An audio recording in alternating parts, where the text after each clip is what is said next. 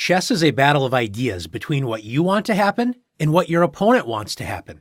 One way to get your opponent to do what you want them to do is by making powerful moves.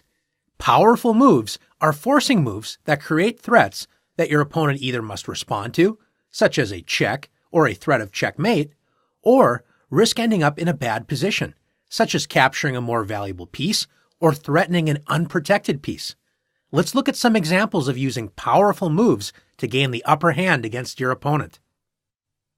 In this position, white moves the rook to h5, checking black's king. Notice that the black king cannot move away from the check because of white's light square bishop. Black is forced to play queen h7, blocking the check but allowing white to win the queen for a rook after rook takes h7. Let's take a look at this position. White pushes the pawn to d4, threatening the bishop on c5.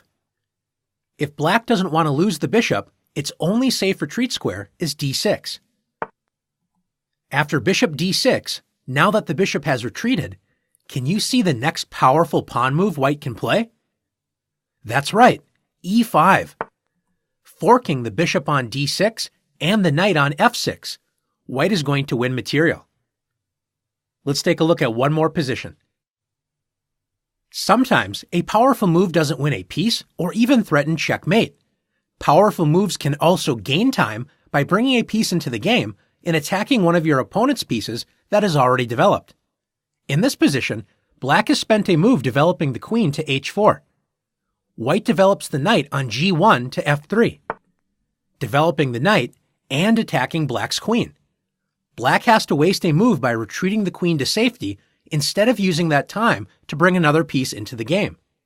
In chess, we call this losing a tempo, or the time spent on one move. Black loses a tempo by retreating the queen to safety with queen f6. Can white play a second powerful move that develops the dark squared bishop on c1 and forces the black queen to move again? Yes, white can play bishop to g5, gaining a second tempo against the queen as black falls further behind in development.